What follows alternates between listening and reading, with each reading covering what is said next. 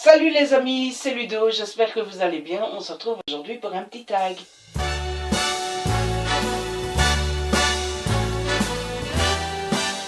Et ce tag, c'est le petit book tag. J'ai été nommé par Iris du blog Syria Books. Je vous mettrai le lien de son blog en barre d'infos comme d'habitude.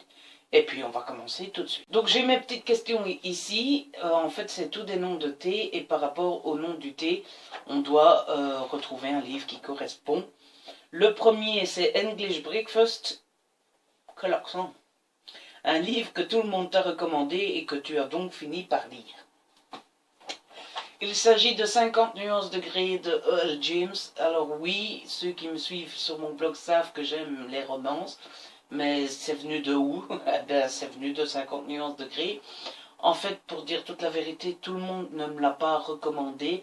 Je n'avais pas encore le blog quand j'ai lu 50 nuances de Grey. Simplement, j'ai vu que il commençait le tournage du film, ou en tout cas à trouver les acteurs, etc. J'ai voulu savoir ce que c'était. Et puis en allant sur internet, j'ai vu que beaucoup de monde en parlait.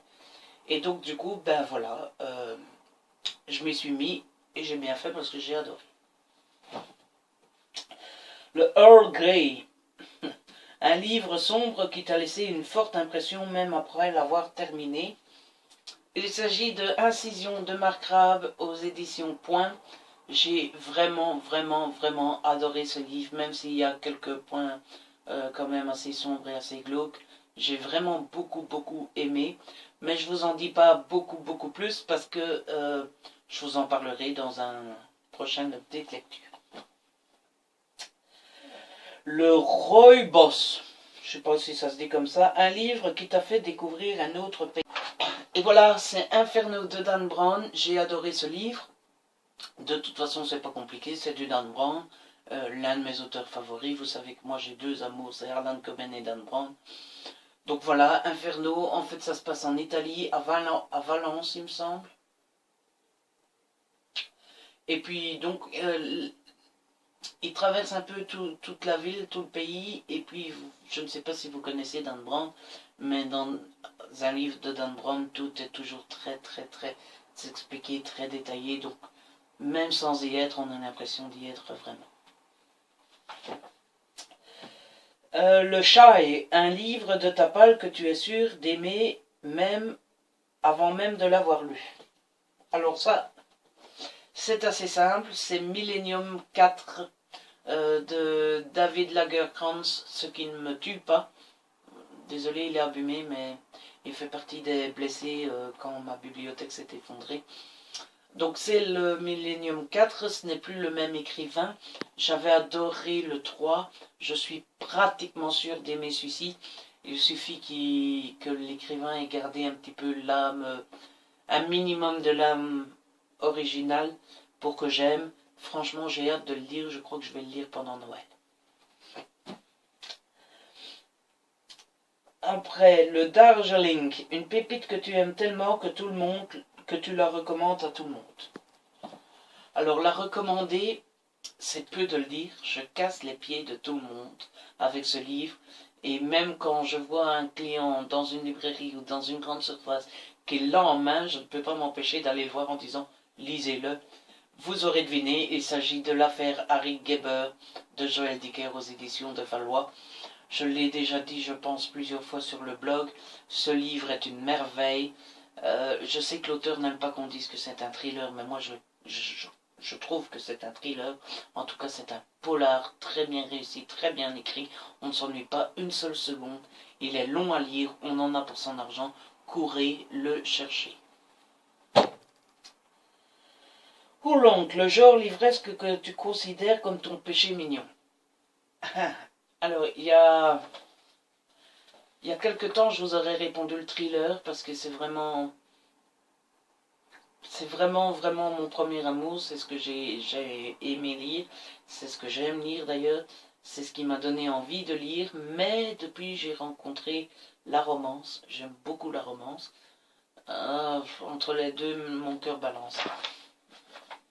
Le thriller et la romance. Si je devais choisir le thriller, allez, c'est quand même mon premier amour. Ginseng, un livre qui t'a fait sortir d'une panne livresque. Alors là, je vais tricher parce que je ne vais pas répondre. Je dois avouer que j'ai cette chance de ne jamais avoir eu de grosses pannes livresques. Ça m'arrive parfois de ne pas avoir envie de lire pendant 2 ou 3 jours. Mais quand ça arrive, eh bien c'est simple. Je pose le livre sur la table basse et puis je passe à autre chose pendant 2 3 jours. Je regarde une série, je regarde des films, etc. Et en général, le livre est là sur la table et j'ai pas besoin de faire d'efforts. Après 2 3 jours, le livre m'appelle. Un livre qui t'a endormi et que tu n'as pas pu finir. Alors là, encore une fois, je ne saurais pas vous le montrer. Je ne saurais pas vous le montrer tout simplement parce que bien, les livres que je n'aime pas, je ne les garde pas.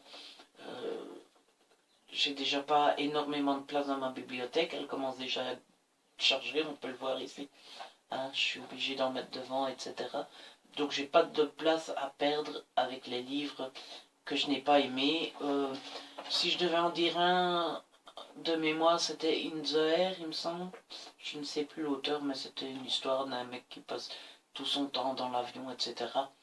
J'avais vraiment pas aimé. J'avais lu 20 pages et puis je l'avais offert, il me semble. Assam, un livre qui t'a chamboulé mais que tu n'as pas pu reposer avant de l'avoir fini.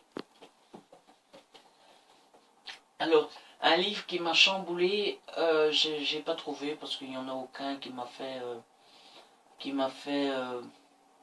Quoique maintenant j'y pense, oui.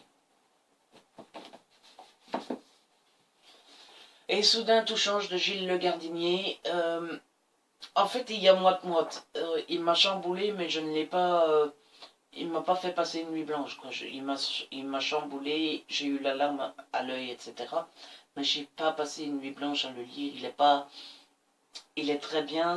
C'était d'ailleurs un coup de cœur sur le blog, mais c'est pas non plus. Il est pas prenant, on va dire. Le dernier, enfin l'un des livres qui m'a fait tenir toute la nuit blanche, c'était Hunger Games, évidemment. Je me suis pris une claque avec ce livre. Je m'étais dit, oh non, qu'est-ce que c'est que ça, etc., etc., etc. Et puis je l'ai commencé. Et une fois que je l'ai commencé, eh bien, impossible d'arrêter. Et puis pour finir, le dernier, de Vert Matcha, le livre que tu considères comme le joyau de ta bibliothèque. Alors, si on considère joyau comme un livre qui coûte cher ou une édition rare ou quelque chose de dur à trouver, etc., je n'en ai pas dans ma bibliothèque. Tout simplement parce que moi, les livres brochés, ça me suffit. Les hardbacks, j'en achète jamais. Et des éditions rares, j'en ai pas. Donc j'ai pris le joyau dans le sens... une place particulière dans mon petit cœur. Le livre dont je ne me séparerai jamais. Et évidemment ce livre, pas de surprise. Harry Potter à l'école des sorciers chez Folio Junior de J.K. Rowling. Ce livre, il est, je ne sais pas si ça se voit, mais il est dans un état pas pareil. Je l'avais plastifié pourtant, mais il est plié dans tous les sens. Les pages sont jaunies, il y a des traces de café dessus, etc. Mais c'est le premier livre que j'ai lu. C'est Harry Potter, quoi. Je ne m'en séparerai pour rien au monde. Et pourtant, je vais vous montrer, j'ai acheté le grand format. Parce que je trouve que dans une bibliothèque, les grands formats, c'est joli. Donc quand j'en trouve pas cher, j'achète les grands formats pour remplacer les petits. Et d'habitude, quand j'ai le grand format, je jette le petit. Ou je le donne, ou je le vends, ou... Enfin bon, voilà. Je ne garde que le grand, mais là, Harry Potter, c'est le premier que j'ai eu. Non, je pourrais pas le jeter. Non, impossible. Voilà, c'est la fin de cette vidéo, c'est la fin de ce tag. Si vous avez aimé, n'hésitez pas à commenter, à partager, à liker, évidemment. Abonnez-vous, ça fait toujours plaisir. On se retrouve très vite pour une prochaine vidéo, je crois que ça sera un update lecture, j'en suis même sûr. Hein. Et on se retrouve très vite, donc d'ici là, prenez soin de vous et de ceux que vous aimez.